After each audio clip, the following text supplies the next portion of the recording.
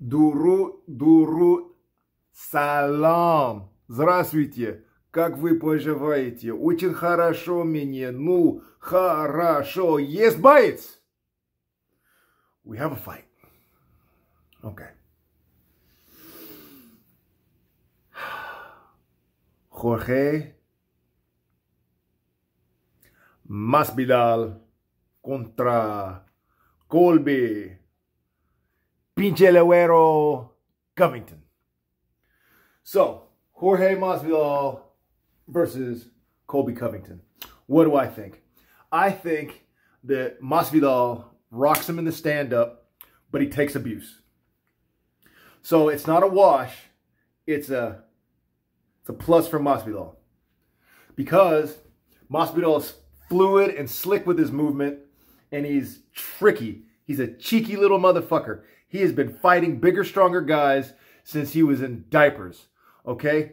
Now he's older with a lot more technique, and I don't think he's going to make the mistake of coming in out of shape. I think he's going to come in shape, or at least better shape. And you saw what he did when he was in just okay shape against Kamaru Usman, and I don't think Colby Covington is Kamaru Usman. Now, what Covington can do that Usman didn't do is Covington's not going to let anybody off the ropes, off the hook, on the ground. If Covington lands on top, it's a bad day for Jorge Masvidal. That's the way that he can win. If he can get side control, or if he can get guard, he might be able to use that to his advantage. But it's a wash because I think Masvidal can pass guard. Masvidal is the most elusive jiu-jitsu guy I have seen. I'm not going to say he's the best in UFC because I'm sure there's like a strawweight that's far more elusive. I don't know. I can't say that. But he is elusive. He is elusive. And as long as he's got cardio enough to just keep up with Covington, he doesn't have to out-cardio Covington. I think his strike game is good enough. Now, if Covington on the ground can get any kind of control, butterfly guard, just anything, any control game, especially if Covington is on top, that side control game is lethal. I went back and watched it, and here is a part of the video where I gotta fucking bend the knee to Colby Covington and show him a lot of respect. People have mentioned it, how good his control game is, especially side control or any kind of mount position. I went back and watched the tape, and oh wow. The amount of pressure he can put on someone's floating rib while still maintaining. So he can be static and move at the same time. It's amazing. Put respect on him. So is this one where you call outright? No, because it's not a mismatch. Colby Covington, his one problem is fluidity in the stand-up. He's very fluid on the ground, but in the stand-up he gets stuck. He throws a punch. He's really too solid on the ground. I know it's bad to say that he's too sunk in, but he's too sunk in. So what gives him power also makes him vulnerable because he gets stuck. It takes him a breath or a half a breath to move laterally. Jorge Masvidal is a slick dude. So laterally he will be moving pretty good. And what Jorge Masvidal always does is there's always something. He's really good at throwing in a wrinkle. Colby Covington, he still sticks his chin out. So what do I? So here's what I see. I see some epic boxing. Not epic as in like, you know, not epic as in like Korean Zombie, but epic as in there's going to be a lot of abuse both guys are going to take. Jorge Masvidal, no matter how hurt he is, stays mobile. Stays mobile. And I think mobility and balance on the feet is what gives him an edge. On the ground, Jorge Masvidal is a master of escape. Colby Covington is a master of control. So, it's not necessarily a wash, but it's a slight advantage for Covington because control in general is a slight advantage. Then, well, it's a, don't you dare start commenting right now. Control is a massive advantage. It is the best advantage. It is the advantage. Okay. But baiting people into thinking they have control or being able to get out of control is the ultimate asset. If I can't control you for whatever reason, then you've taken the best thing that I can do away, other than submissions and striking, and kind of leveled the playing field. So it's not level in the stand-up, and it's negligible on the ground. So I could be wrong. Colby Covington might get side control on Jorge Masvidal and, win this with a fucking Kimura or Americana, which would be kind of rad to see. But I don't want to see that. I want to see Masvidal with a massive knee, break a floating rib, Superman punch off the cage. So it's got to end on the feet. If this goes to jiu-jitsu, this is going to wear out both guys. If it goes to cardio, Covington's got the advantage. Easy.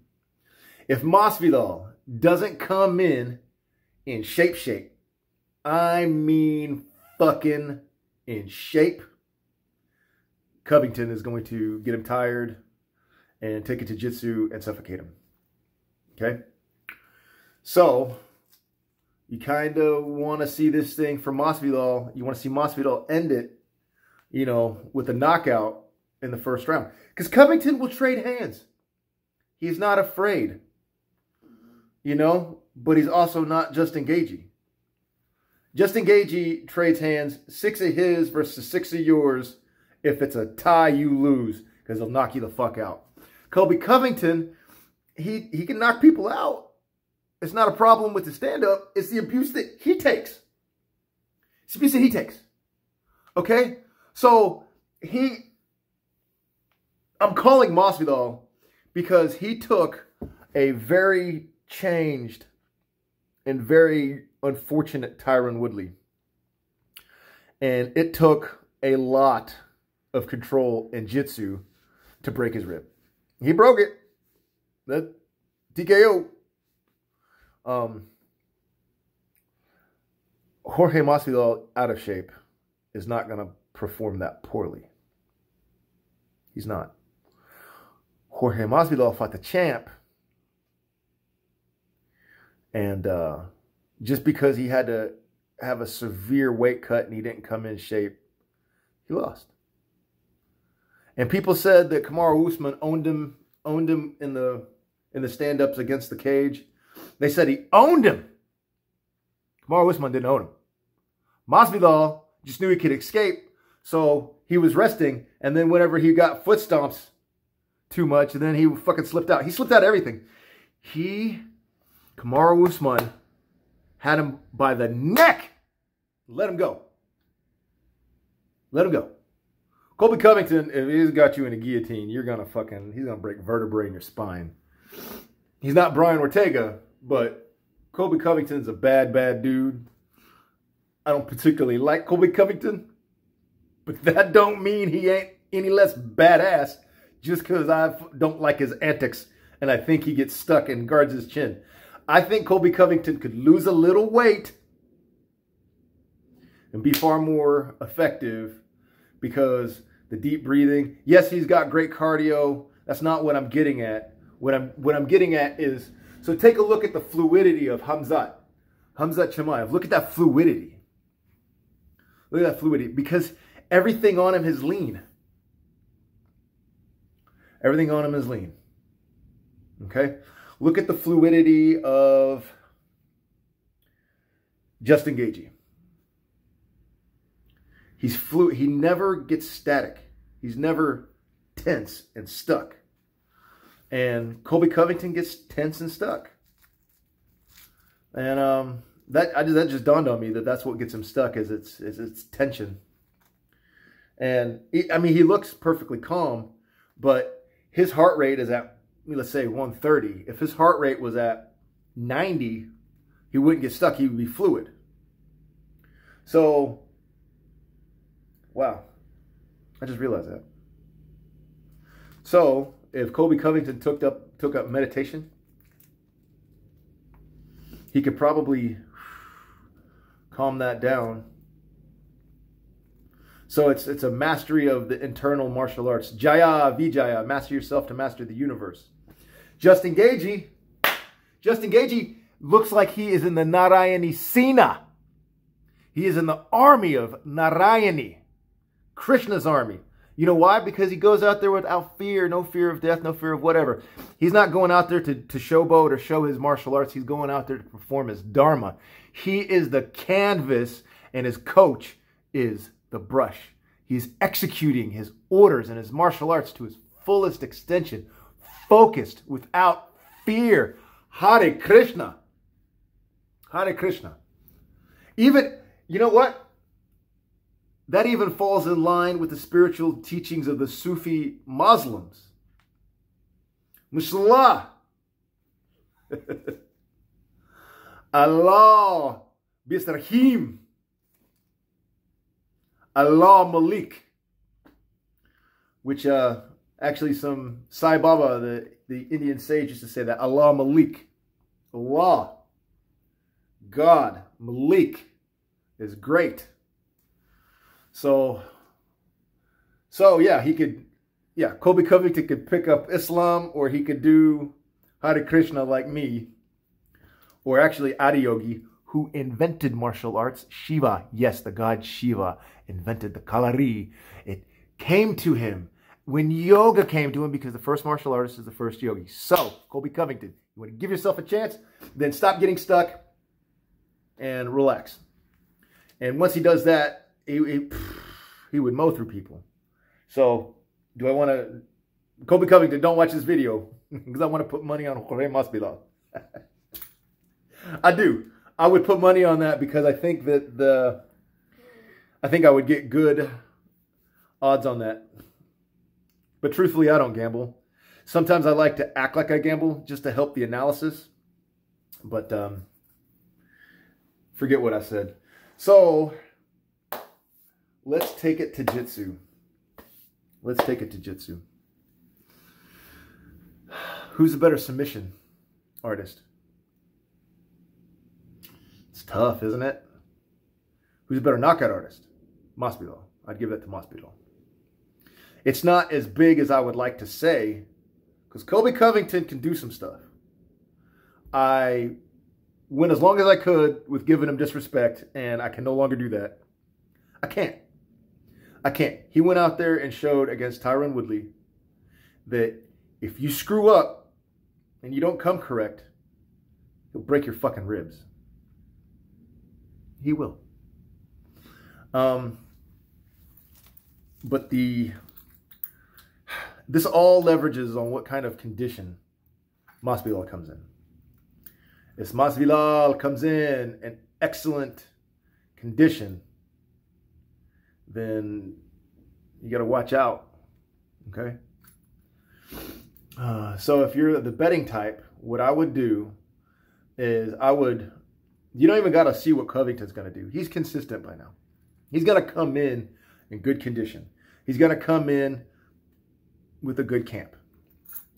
But with the presidential elections, maybe he gets a little distracted. Maybe his head goes into different places. Maybe instead of focusing on his camp, he's focusing on Donald Trump. And I also have noticed the guy with the more bullshit has a little bit tougher time in the fight. So, I'm going to hedge my bets that Masvidal comes in focused and in shape. And I see Masvidal I think Colby Covington will want to trade hands. He will want to show out in front of Masvidal. I think Masvidal has just got the edge, just with the experience, the wisdom.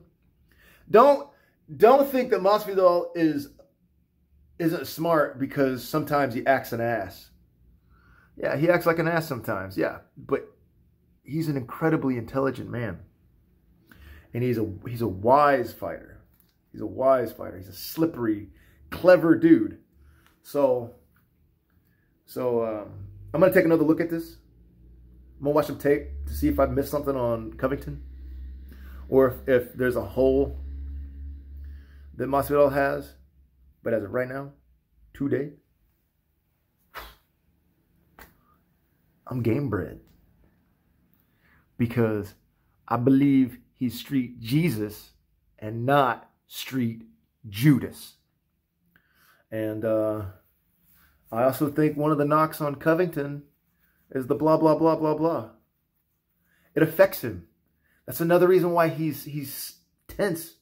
Because when you do this, you got to back it up in the ring.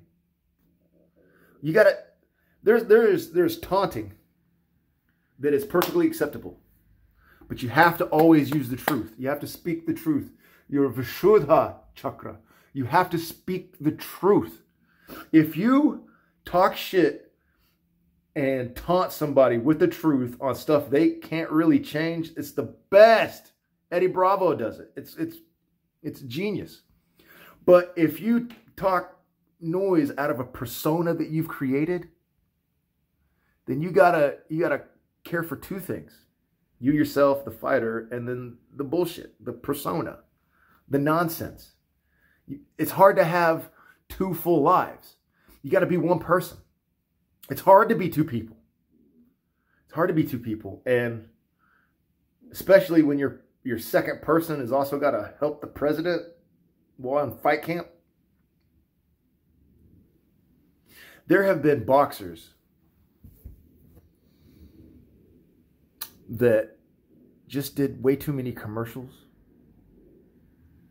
They just got ran too ragged during their camp and lost when they were the more fit guy, more talented guy. Mentally, you need mental rest. So even if you get a brilliant camp, going in with just too many thoughts, it's not good. It's not good. It's not good. That's one of the reasons why I respect the Sufis so much, you know, and the Medes, the Kurds so much. Well, one, I'm a touch Kurdish. Just a touch. From the Medes of Persia.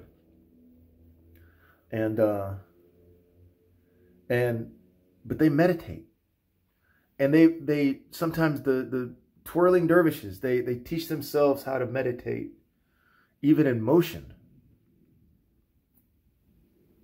You know what separates a full avatar, someone who is a supernatural being, versus a human being? It's the fact that they can be 100% cognitively connected to the divine. They can be in samadhi, deep meditation, while also being fully active and aware.